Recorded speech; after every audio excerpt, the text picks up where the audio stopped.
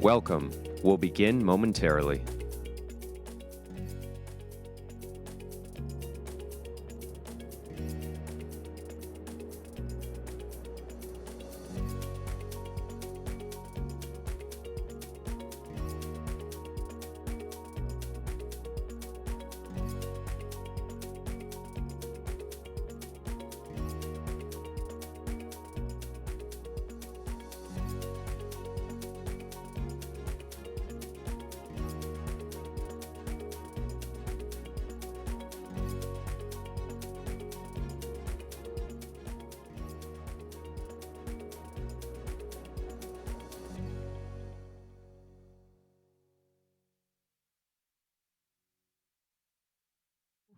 Can you hear me?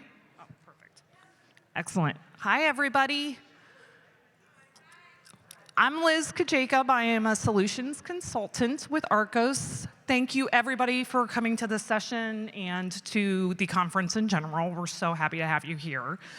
In a moment here, Frederick's going to come to the stage and present on crew management perspectives. But in the meantime, if you guys have any questions and you're too shy to get on the microphone to ask them, you are welcome to enter them into the app.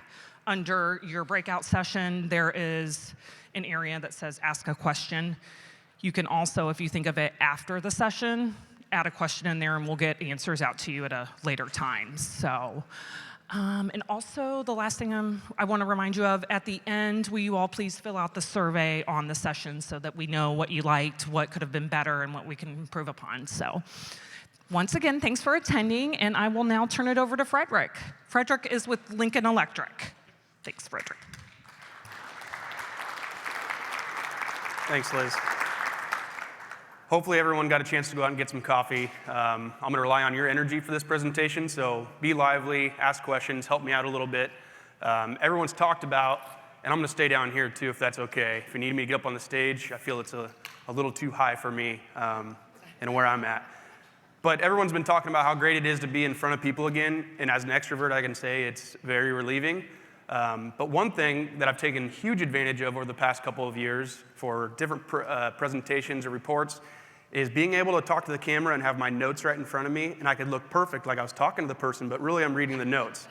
So bear with me if I'm a little bit rusty on standing up here and not trying to read the slides or read notes, but at any rate, I'm here. One of the first things I'm going to cover is who I am. You don't start a conversation typically by just talking about the information. You get to know the person a little bit, so I wanted to do that for you all. So hopefully we could build some comfort. So show of hands, it said Lincoln Electric System. Who knows where Lincoln, Nebraska is? You all passed fourth grade geometry. That's great, because it's the capital city in Nebraska, so I'm sure that was an exam question sometime in grade school. That's where Lincoln Electric System's at. We serve the capital city. I'll talk a little bit more about that, but first, there's a highway there, and there's a town called Unadilla. I could ask for a show of hands, but I won't ask because no one's going to raise their hand. No one knows where Unadilla is. It's not a town, it's a village. There's 180 people. My family makes up 4 of those 180 people. And if you go down the road a little bit, you'll see the town called Syracuse, not Syracuse, New York. That's the metropolis for us, though, and it's about 2,000 people. I highlight that one because that's where my wife and I met in high school, and we live 6 miles from there now, so we feel very fortunate for that. That house on the right, that's our acreage a little bit north of town that we're very proud to have and be at. And in the middle is what we're really proud of, our 2 kids. We've got a 4-year-old son and a 4-month-old daughter, Gavin and Olivia. So they keep our hands full right now, and that's what we're occupied with between that and making presentations for ARCOS. So I mentioned LES and I mentioned the capital city. In Nebraska, it's a very boring area. There's not a lot going on, so we're very prideful in what we do have. So I put up the beautiful picture of our state capitol. That is obviously in Lincoln, like we said, your 4th grade geometry test. But what we're prideful there is it's a unicameral system. I won't explain that because I don't want to waste your guys' time, but we're the only one in the US, so we're very proud of that. Remember, we don't have much, so we're very proud. I mentioned Lincoln Electric System in the top left there, LES. What we're proud of there is actually in the state, we're a public power state. We're the only completely public power state in the US. It's another proud fact. We're completely owned by our customers all the way across the state, and that makes us pretty unique. Now, if I've lost you, how I'm going to bring you back is probably that red in. Might not stand out too much, but to most of you, that's how you can relate to Nebraska. We're very prideful of our teams, our collegiate teams, the University of Nebraska, which is in Lincoln, the Cornhuskers. We'll tell you every year that we're going to win the national championship next year. It doesn't matter the sport. We don't have a professional team, so that is what we have. I'll tell you, last year I can tell you our bowling team won the national championship. That's how prideful we are in every single sport. And for the Ohio State, we lost in the national championship volleyball last year, but I probably shouldn't have brought that up. But that's a little bit about me. So now you guys know who I am. You can be comfortable with me. We can ask questions and make this a good presentation. I want it to be two-way as much as we can. I also want a disclaimer, I'm not an ARCOS employee, so there's going to be things. What I talk about today is how it relates to LES, what we've done, and who we are with our crew manager. So there might be things that you guys are way beyond us. Talk to me, let me know, because I want to know. There might be some tips and tricks that you can take away from this, so that's the hopeful intent. The biggest takeaway for me is I want to learn something too, so let's please keep that two-way communication like I asked. So the partnership, how did ARCOS come into be? We had several gaps that we identified through gap analysis, through several things, but our biggest was, and we're a smaller utility, around 500 employees, we decided to take a big step and put in a new service center. So we had a north service center that served our whole town. We have multiple different buildings, our downtown where we can pay bills, we have our generation stations, but generally speaking, all of our operations and admin support came out of one building. So now we were going to split the town up into districts. So that adds some complexity to call out, that adds complexity to our resource management, how we know where our crews are, what resources do our crews have, and we knew that we needed a tool to help get us by. So come 2018, in December of 2018, with the help of ARCOS, we implemented Callout, Mobile, Siren, and Crew Manager at LES to help us navigate through some of those gaps that we had. So our current practices, this is a big key to anyone who in this room who doesn't have crew management now or any type of implementation. Don't shy away from your current practices. That's your core, that's your business. You already do the business and you do it well. You're just trying to fill those gaps, streamline it, make it a little bit better. So keep those current practices the foundation of what you do and build off of that. Don't throw that out and try to get a whole new script of, oh, we have this new technology tool now, we'll rewrite it. I would not suggest that. But to talk about our current practices, what we were doing, and primarily the cores that I'll talk about today is blue sky and gray sky for us, so that storm perspective. But our blue sky, it was a homegrown tool. It was dubbed the COW. It was an acronym for something. I don't know what it stood for because it was in place for so long. But I can think of it as the COW because it was big, it was lazy, it didn't work well, it didn't want to operate the way we wanted it to, so it was a fitting name for it. It was so inefficient that sometimes the information that we did have going out wouldn't get posted until 11 a.m. in the morning. So if you can imagine, if you're an end user looking for that information, your day's already half gone. It's almost worthless information at that point. Our gray sky, a lot like the picture we see, is just full of sticky notes. And also you can see she's kind of hoarding the books. We had a lot of siloing taking place. If you imagine in our distribution center, during storms, we had our operators who were responsible for a certain number of incidents or tickets, and they were responsible for those. Well, we might have duplication or redundancy, multiple tickets coming in. I'm sure we're not the only ones that experience that. A customer calls in 2, 3, 4 times, and we accidentally create another ticket. Well, that might go to another operator, and now we send multiple crews out there at the same time, or the job's already been complete, we send a crew. If you guys experience that, I was also a lineman in my past life, and I'll tell you, those calls aren't all bad. They might complain, but it's great to go there and act like you're going to do some work for 45 minutes, close your eyes. But if you can clean that up, you're going to be a more efficient utility. So again, with the build out, what we wanted to do was replicate our structure. This is key. You have a good foundation. Replicate that structure, but change the processes to get you to where you want to be. So there's my past life. When I thought of a blue sky day, I had this picture that somebody snapped when I used to be in the field. That is a blue sky day. I'm like a cat in the sun right there. It was this first warm spring day. I was laying on the warm concrete, and I thought, perfect, I'm where I want to be. So when you think of blue sky, that's what I think of. Not a lot going on. You can just kind of hang out. But what you want to do, the 4 keys that we wanted to do for our blue sky, and we're going to replicate these you'll see on the gray sky, but determine your end user groups. Always keep them in mind. Who are the people who you're trying to serve? Matt talked about that today. He kept talking about how they put out survey questions because he wanted to find out what the end users, us, ARCOS customers, wanted to see out of the product. It's no different. Ask the groups what they want to see because if you make assumptions, you're going to build a product that kind of fits, but it might not fit all the needs. Decide on the hierarchical organization, how it's going to look in Crew Manager, how you want that information to be displayed in that dashboard view. Consider the applicable extended attributes. Anyone who has crew manager knows that those extended attributes can get extremely complex. So consider what you want first, and then try to build those attributes to fit the needs that you have. And then develop some responsible parties in 2 groups, subject matter experts and your data input persons. Some of that data input can obviously come automatically, but you're going to have some people, especially during gray sky, who are maintaining and operating that system. So to peel into them a little bit more with our end user groups, again, consider the question, who needs to access this information? That's our customer. That's who we're trying to serve. We work for the utility, but we still have customers within that utility, different departments, different divisions, different work groups that ultimately want to view that information and how do they want to see it. So make sure you get that question answered with focus groups. Pull in people, your champions of the group. Pull them in and get those opinions and ideas. Develop one core perspective, and I think this is key once you get to the build-out phase. So now we know what we want to see. Build that. We talked as well, Darren did yesterday, if you were in that presentation, of setting out version 1. Don't wait for version 10. You know, if you get version 1 and you're ready to go, put that out there and build off of there. You're going to get new ideas. You're going to have different work groups who see the perspective that they want then and ask for additions and changes. So develop that core principle or that core perspective, excuse me. For us, it was T&D construction. We'll see if the laser pointer, I think it's going to be a little bit washed out. But here's what our folder tabs look like, and that's what I mean for our perspective tabs for our core. The core for us is T&D construction. That was the first one, version 1.0 that we put out. We satisfied the need with all of our T&D construction supervisors, and they had a dashboard view. From there, we knew we had business needs from our safety department, so they could see if there was any safety instance or if they had to do any safety audits. They could look at the crews, where they're working, different information, but we used that core T&D construction and built off of it. So version 2.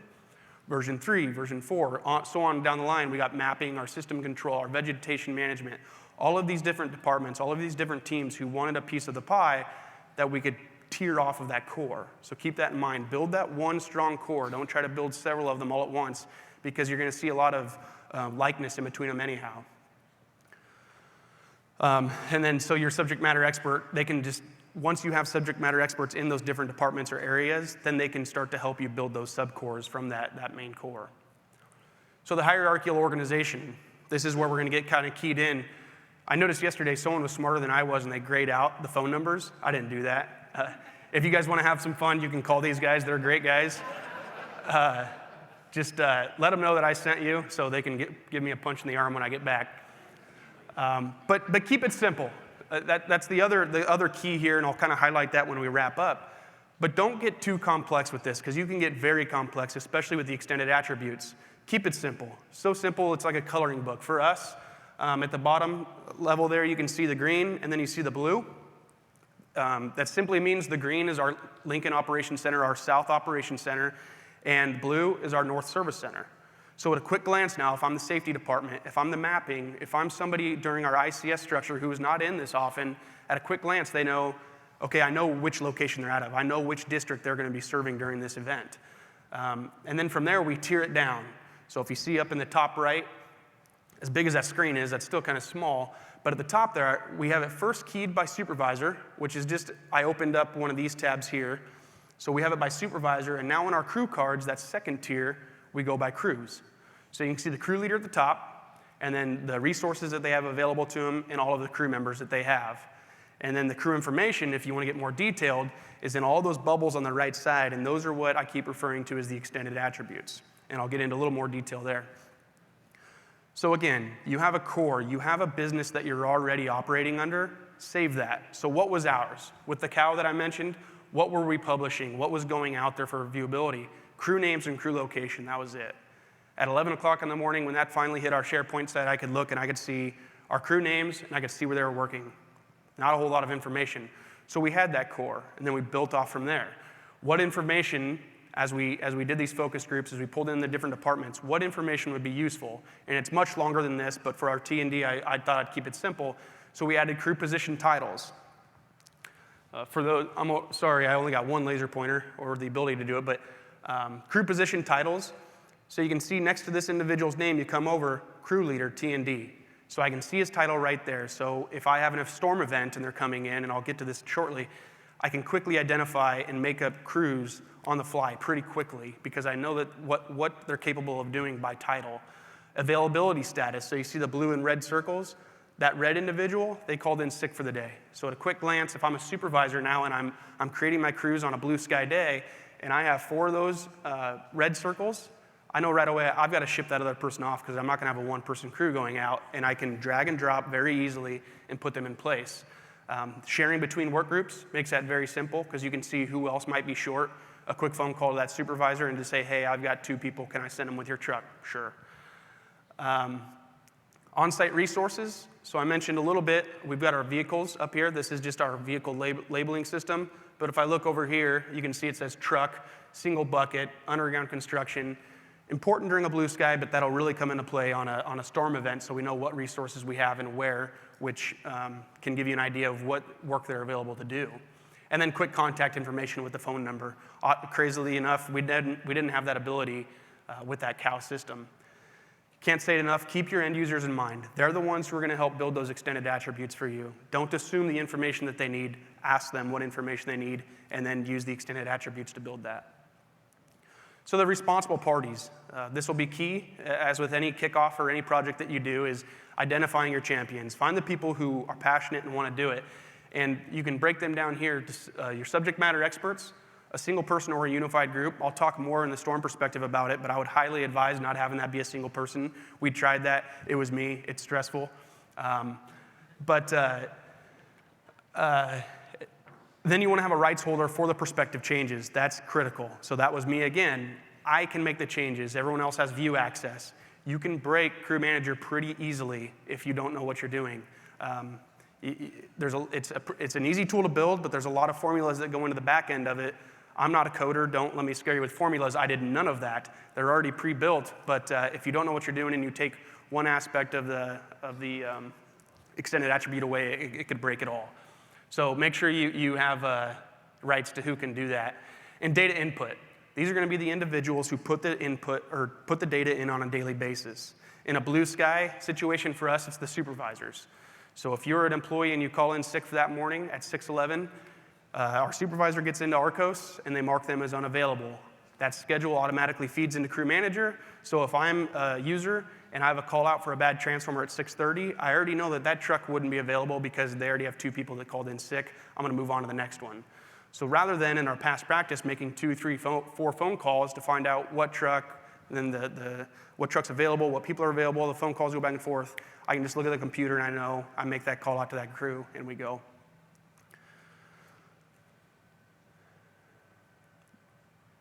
So the value, I won't spend too much time on this because that's kind of what I talked about the whole time was the value that we saw. Increased efficiencies, obviously. I just mentioned, that we just took 4 phone calls, back and forth communication to just 1 view and 1 call out. It's intuitive. If you have your rights set up correctly, there's no fear that anyone's going to break anything. It is so easy. I heard someone say it yesterday about a different solution, but you could almost turn someone loose in there with no instruction and they could figure out how to navigate it. It's a pretty easy tool. If you want to move crews, if you want to move resources, you just pick them up, move them to the next one, and you're good to go. There's not any typing, anything that you got to do, just a click of a mouse. So it's an extremely intuitive tool. And the viewability, it acts as a dashboard. If you want high-level, quick, easy information across your entire enterprise, this is a perfect tool for that, and it provided us great value there. So moving into gray sky. This is where we have a lot of fun. I think those of us in the utility, we're very passionate when outages come through, and we all want to help. And I think that's what creates a lot of the issues is that we all want to help. So again, the 4 cores that we just talked about, but we're going to see some change now when we get into the details of them. So we need to determine our end user groups, communicate with them, decide on hierarchical organization, consider the extended attributes, and then develop those responsible parties. So we'll dive into those and see the differences now. So the biggest change we're going to see here is if you remember on the first slide in blue sky, we had it by north and south, and then we had it by supervisor. Now it's a much more simple view. Down here at the bottom, I just have an available tab, north and south, because we need to act quickly now. We have people out of power. We don't have time to think about what crews do they have, who's available. So what we had created in this chaos remedy, that's what I was talking about. Everyone wants to help in a storm. And sometimes you get all that help, and it's no help. because everyone's trying to pull at the strings at the same time. So what this does is it places one person in charge. Initially in our distribution call center, for our operators, up here in the top right, if some of you have call out and you don't have this crew template, call your ARCOS rep and tell them you want that crew template, because it is an extremely helpful tool in a major event. What we do is we just have one storm perspective, and we have logic built in that when they select a call out and they select crew template on there with storm, as that individual answers the phone, and we'll see it in a little more detail in the next slide, I'm probably getting ahead of myself, but as they answer the phone, they're automatically going to get placed into this available status. So now if I'm that subject matter expert or I'm that input data person that you identified, I see everybody, all of the resources that are available to me. For all of the incident tickets that I just got called in, I see 40 names. I see 30 names, however many, and from there I can build them out into this north and south group. The change in perspectives. I'm going to wait on, or changing perspectives, I guess, is make sure those who you have as your subject matter experts are trained in this to make a change in perspective, because 350 days out of the year, we're working out of one perspective. I might be working out of T&D construction, that core that we built. But now a storm came along, I need to know how to navigate to this different perspective, and it's very simple, 2 clicks. I'm taking too long here, I'm gonna brush through a little bit. But so here's that view. So if you look, by selecting storm in our crew template, up here you can see that available in the green box. You can see those 2 individuals, I'm one of them, and there's a lot to see there. So now, remember, I just made a call out for 40 people. I needed several linemen. All 40 are going to be in that list. From there, if I'm the storm manager now, I can classify them based off of their work location, what district they're in, north or south. I'm not going to know everybody. There's a good chance. We have, I think, 13 new line techs starting on Monday. I can't keep up with them. So what we have, too, for these extended attributes is it'll say north or south. You can kind of see in that blue bubble next to the names in the blue north, that says north. The ones that I have for south, you can see in that amber or orange one, that says south. So when they come into available, I know what district they normally work out of, and I can keep them organized that way. Now, we all know it's not going to stay that way. If the south part of our district got hit harder, I can move them around. But I have that opportunity now to organize them as best as possible to where they show up every day and where their equipment's at. And I'll kind of talk about that with these extended attributes. So the key here, really quick, is, again, they're all going to get organized into one category with that crew template. Very important. So they all come in, and now it's my responsibility, one single person, not everyone who wants to help. I have the opportunity to organize them by incident. And I left these very generic, so I would update that during a normal storm. It wouldn't say crew 1 phone number. It would actually say the crew person's name, whoever's in charge, their phone number. So I would, all that same information that I had in Blue Sky. So the extended attributes, now we have some more logic, some more help, some things that we didn't have before that make us a more efficient and streamlined operation. In that red bubble, it says ETR. That's an editable field. So I can go in there and I can talk to the crew when they get out there. When do you think you're going to be complete with that project? I can type it in, and I'll have the work location typed in as well on that yellow bubble.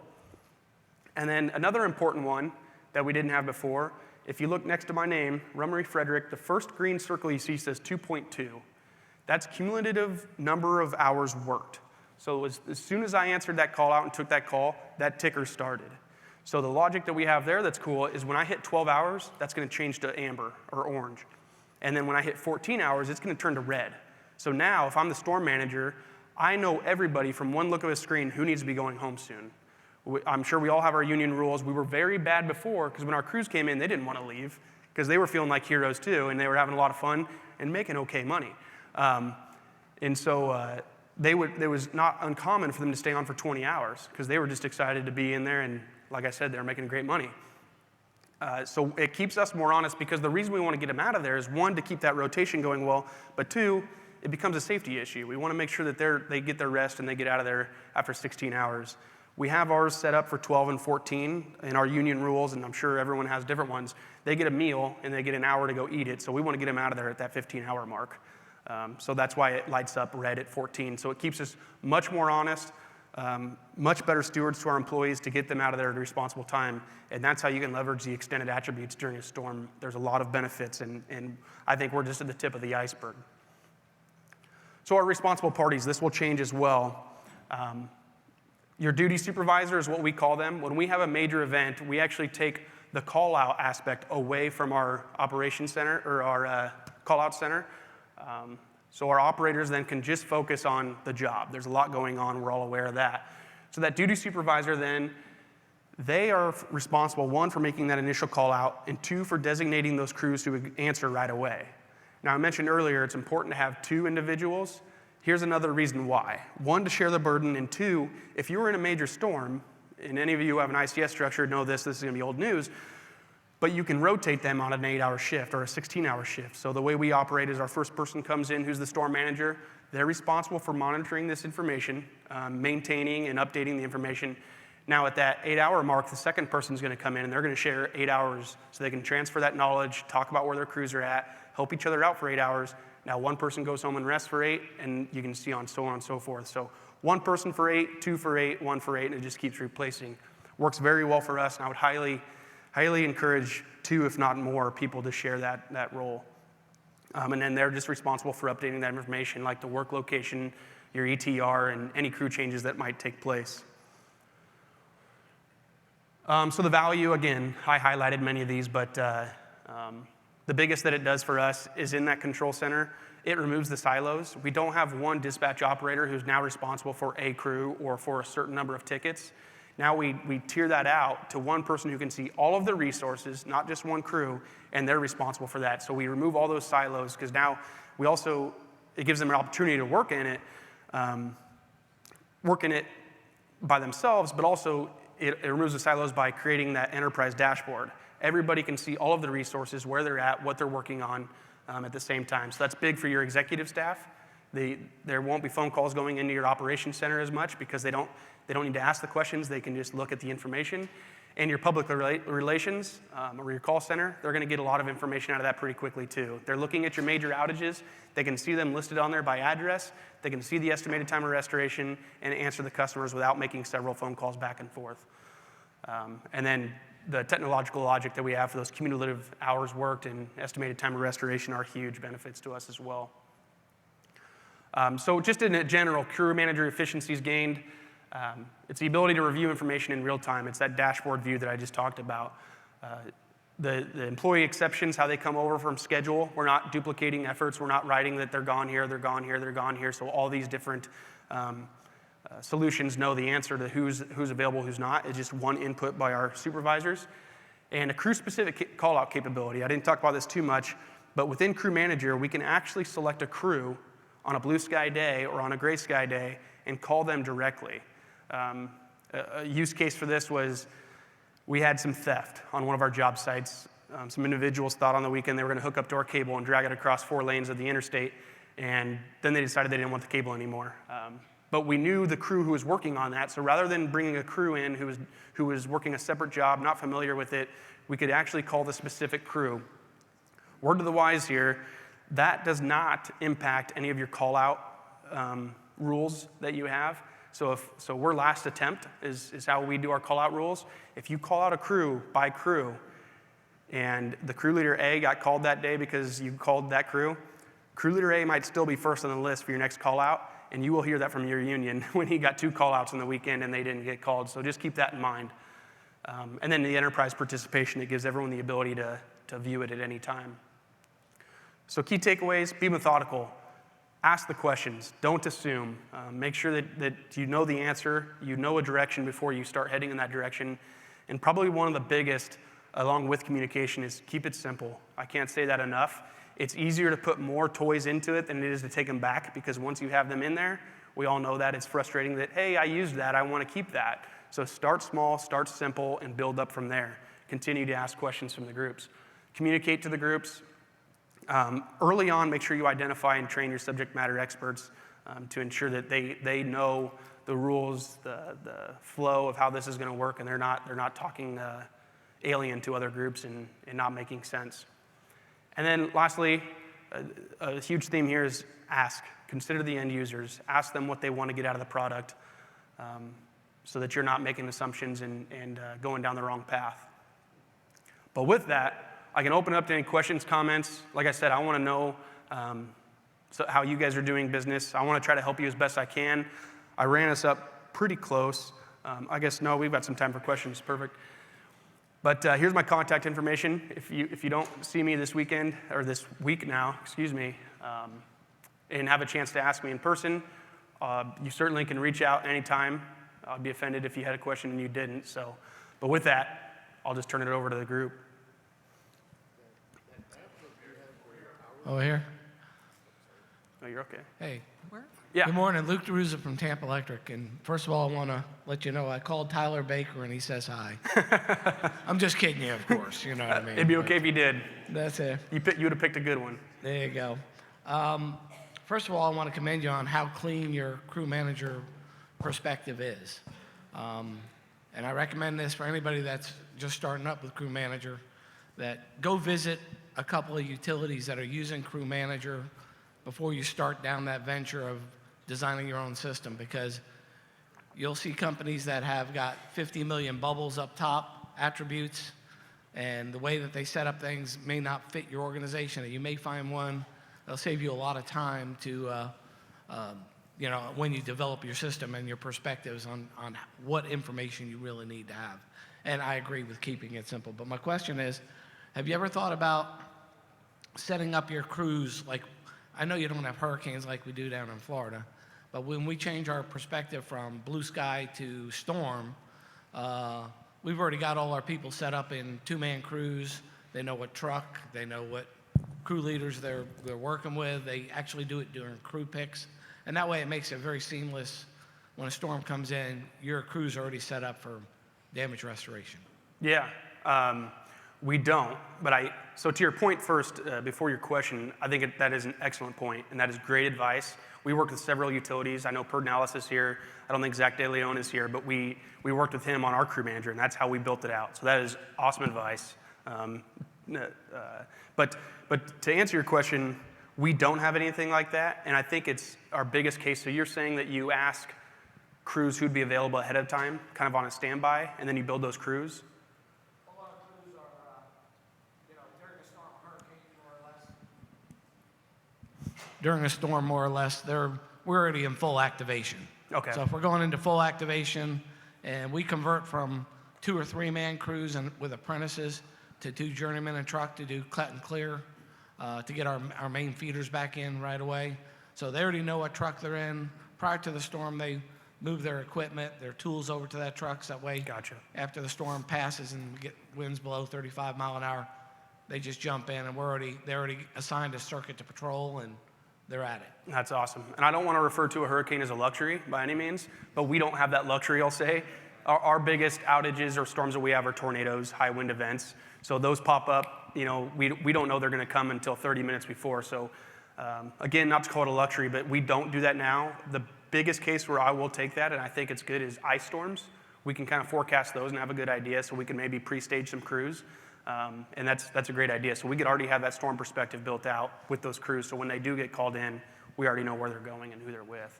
So yeah, that's awesome. Thanks, Luke. Art Romero, SD Genie.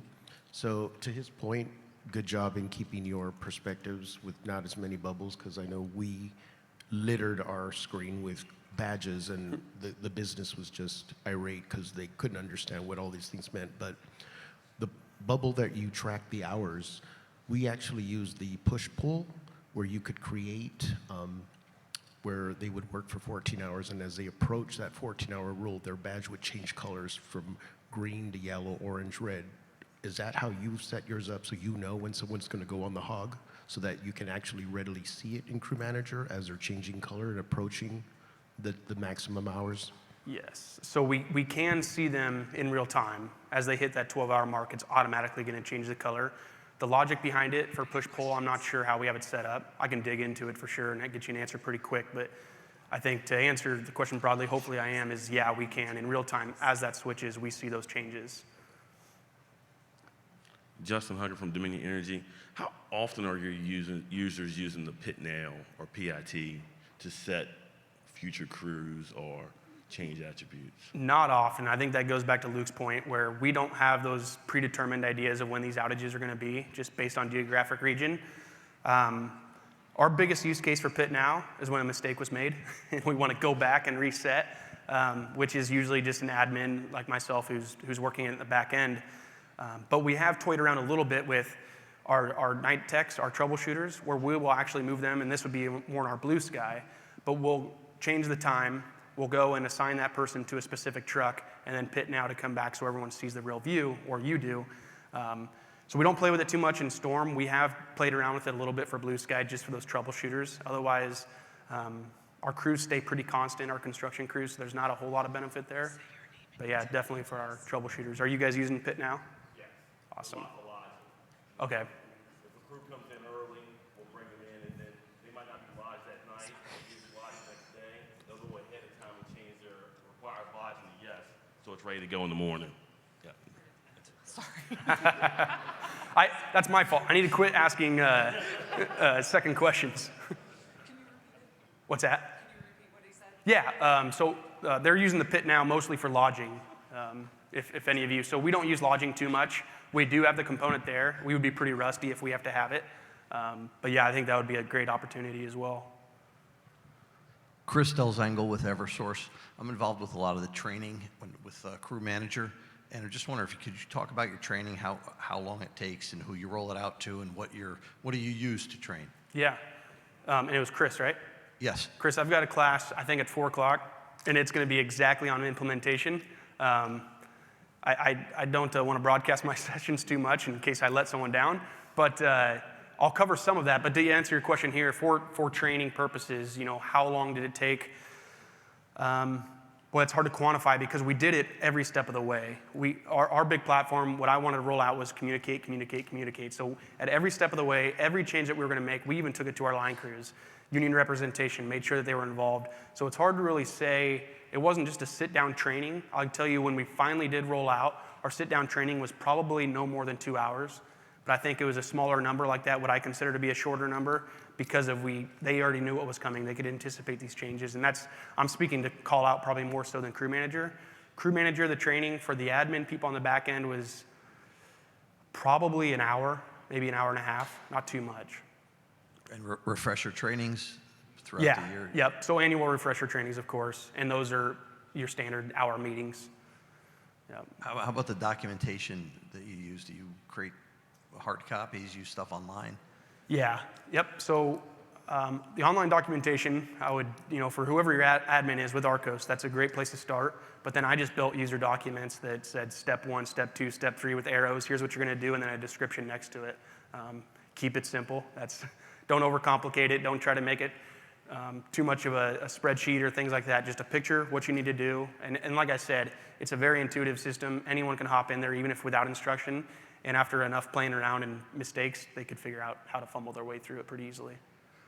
Thank you. You bet. Any other questions for Frederick? Looks like, okay.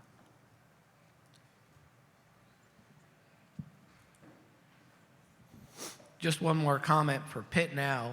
In our distribution crews, not necessarily in substation where I'm at right now, but what we do is we go forward in time to the next day in the perspective and change the work at 2:30 that afternoon for the next day. And at 5 a.m. automatically in the morning, we have it set to where it will update what the crews are going to be doing that day. So basically, our on-call supervisor goes in and pre-stages the work for the next day. We'll call the crews and find out what's remaining to do. Are they going to finish up their job? They need another job.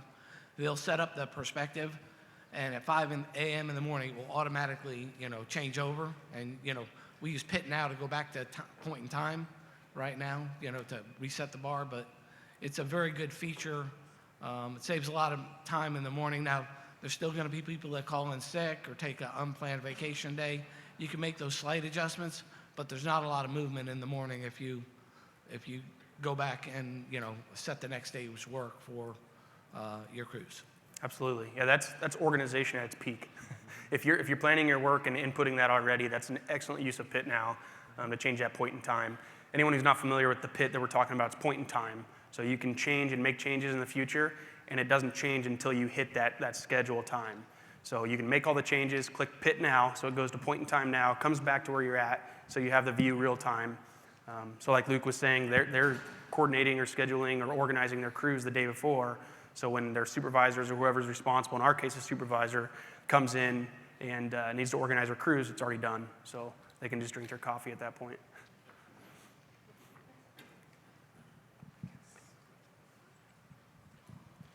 Frederick, John Chapman, ARCOS, professional heckler. Told you I'd get a question in for you.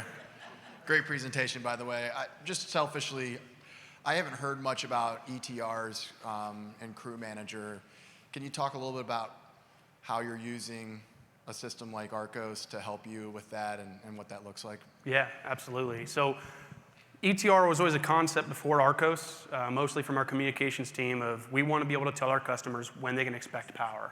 There's not many industries out there where you don't know when you're going to get, especially this day and age. I can look on my phone and see my Amazon package is 3 steps away, and if it takes more than 15 minutes, I'm upset. So imagine now you're out of power, as we all can imagine, and we're on both ends of that, and you don't know when you're going to be without power. That was a norm 5 years ago. You just knew, well, I guess when they get to us, we're going to have power again. So we had always had that conversation, and we're in the Midwest, so I'm sure you guys had those conversations sooner. News travels a little slower to us. But the way that we were able to leverage that was we knew that we could get the time. It's very simple to ask the crews, when is this power going to be restored? What's your best estimate? We could get that information. Now, how do we get it out to our customers? So our best avenue or best channel that we could leverage ARCOS with was with that dashboard view. So with that extended attribute of ETR, and it is the easy extended attribute you can have, just double click in it, type your time, and now everyone within the company, anyone who has any interest on that particular outage, so next to ETR was work location in that yellow bubble. So they see the work location, they can tie that to the outage on our GIS map, and now they know, okay, at 1700, that outage should be resolved. And we can communicate that to our customers. So we've taken that a step further, a little bit of a duplicated effort, so maybe we can talk to ARCOS and work through this, but we have a dashboard that goes out to our customers, so we can actually then take that information, place it on our dashboard, so we don't have to have that communication personally. Our customers can just get online, see where they're at on the map, and ETR right there to see when they're going to have power back. If you guys aren't using ETR right now, tread lightly. There's going to be a lot of pushback. I pushed back.